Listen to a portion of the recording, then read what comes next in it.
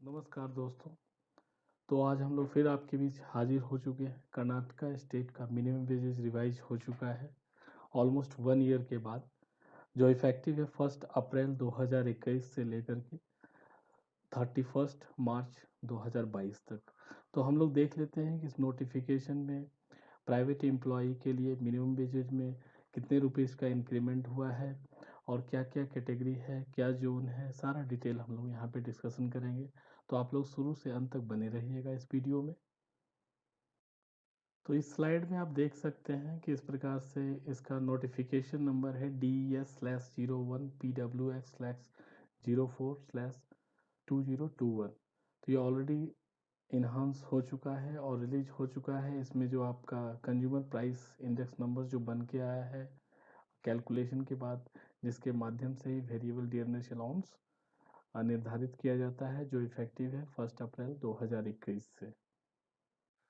तो इस स्लाइड में आप लोग देख लीजिए कि इसमें किस तरह से इसको कैटेगराइज किया गया है। सबसे पहले इसको जो कैटेगराइज किया गया है, क्लास ऑफ एम्प्लॉयमेंट है, जोन है, डेजिग्नेशन है एम्प्लॉय का।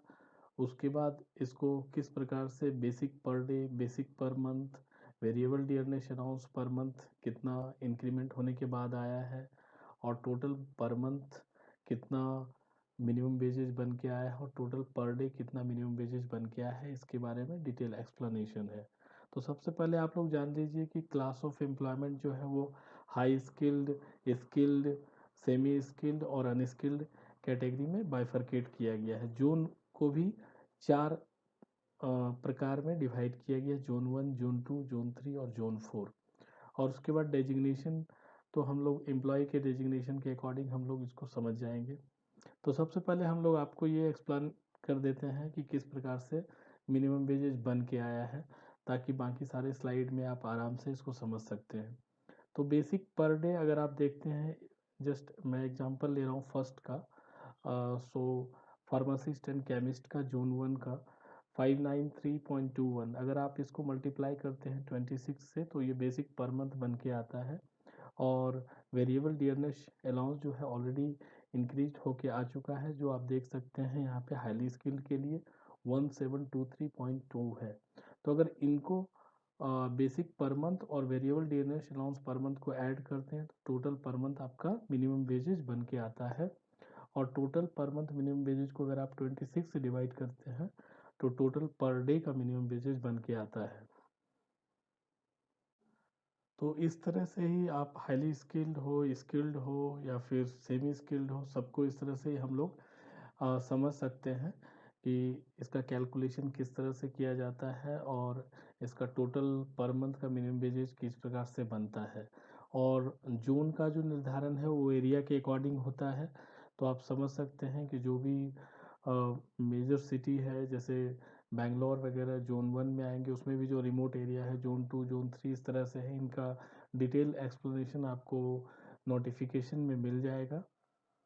तो इस प्रकार से आप देख सकते हैं कि बहुत सारे डेजिग्नेशन को इसमें रखा गया है, जैसे टेक्नीशियन है, पॉलिसर है, और ऑप्टिकल शॉप के लिए क्या है, हेयर ड्रेसर के लिए क्या है, एयर कंडीशन प्लांट ऑपरेटर के लिए क्या है, और वो किस जोन में आएंगे।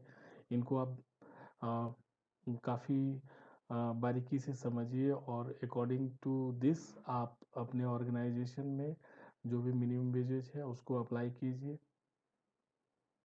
तो यहाँ पे मैं एक बात और आप लोग को एक्सप्लेन कर देना चाहता हूँ कि ये जो मिनिमम वेजेस जो बन के आया है, ये ओनली प्राइवेट एम्प्लॉयज़ के लिए और प्राइवेट सेक्टर के लिए एप्लीकेबल है।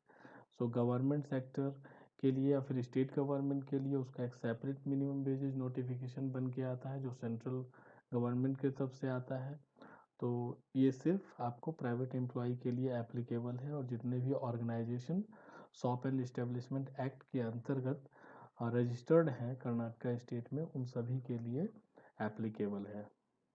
तो इस स्लाइड में भी आप लोग देख सकते हैं कि जैसे फ़ोटो आर्टिस्ट हैं, फोटोग्राफर है, कंपाउंडर हैं, ये सब जोन 3 के अंतर्गत इनका मिनिमम वेजेज क्या बन के आता है, और ये कैटेगरी में स्किल्ड के अंतर्गत आते हैं। इसको आप लोग बारीकी से समझ लीजिए।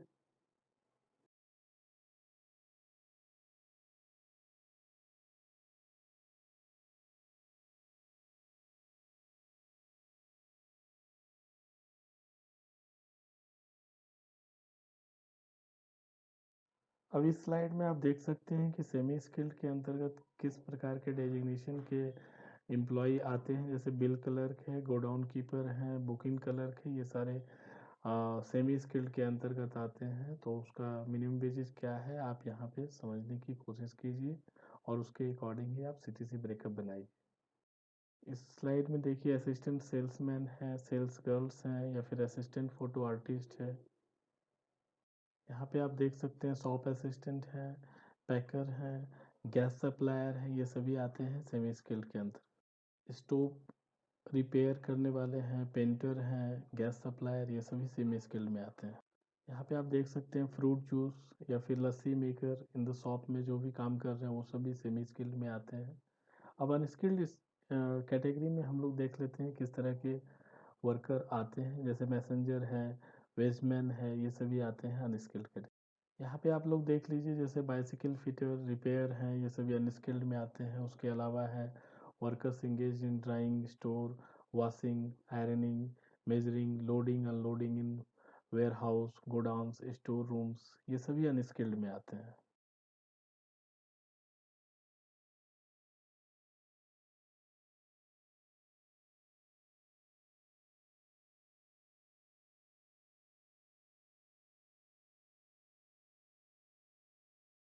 तो इस स्लाइड में आप लोग देख सकते हैं कि यहाँ पे ऑफिस स्टाफ को कैटेगराइज किया गया है। तो ऑफिस स्टाफ को जो भी ऑफिस में काम कर रहे हैं उसको डेजिग्नेशन के अकॉर्डिंग क्या वेजेज होना चाहिए तो उसका यहाँ पे डिफाइन किया गया है। जैसे आप देख सकते हैं मैनेजर है या पर्सनल ऑफिसर है, वो सभी ऑफिस स्टाफ के अंतर्गत आते हैं, या मार्केटिंग मैनेजर है, उन सभी का किस तरह से क्या यहाँ पे आपको देख सकते हैं मिनिमम वेजेस क्या बन के आता है, उसका यहाँ पे डिटेल एक्सप्लेनेशन है। तो यहाँ पे देख सकते हैं कि आप ऑफिस स्टाफ के अंतर्गत ऑफिस सुपरवाइजर और एनी अदर इक्विवेलेंट पोजीशन में जो भी काम कर रहे हैं, या असिस्टेंट मैनेजर या असिस्टेंट पर्सनल मैनेजर हैं, या सीनियर अकाउंटेंट हैं, और एनी अदर इक्विवेलेंट पोजीशन में जो भी काम कर रहे हैं उन सभी का क्या मिनिमम वेजेज होगा और जोन के अकॉर्डिंग क्या होगा, उन सभी का यहाँ पे एक्सप्लेनेशन है।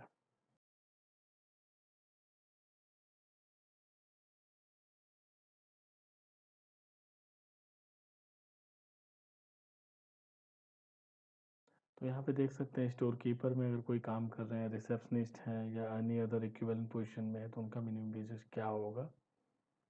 तो आप देख सकते हैं जूनियर क्लर्क है, बुकिंग क्लर्क है, या फिर कंप्यूटर ऑपरेटर है, उनका मिनिमम वेजेस क्या होगा ऑफिस स्टाफ के अंतर्गत। अब अगर कोई टाइपिस्ट है या फिर टेलीफोन ऑपरेटर है तो उनका क्या मिनिमम वेजेस होगा। अगर आप डाटा एंट्री ऑपरेटर का जॉब कर रहे हैं या इक्विवेलेंट पोजीशन में जॉब कर रहे हैं, और अगर आप प्यून है या वॉचमैन है तो आपका क्या मिनिमम वेजेस होगा। अगर आप लिफ्ट ऑपरेटर हैं या ऑफिस बॉय हैं तो आपका मिनिमम वेजेस इस प्रकार से डिफाइन किया जाता है जोन के अकॉर्डिंग।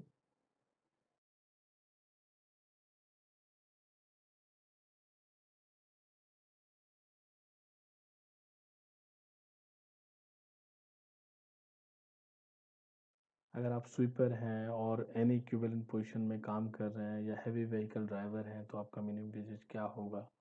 तो इस तरह से आप लोग इसको बाइफरकेट कर सकते हैं और समझ सकते हैं और अप्लाई कर सकते हैं सीटीसी ब्रेकअप बनाने में।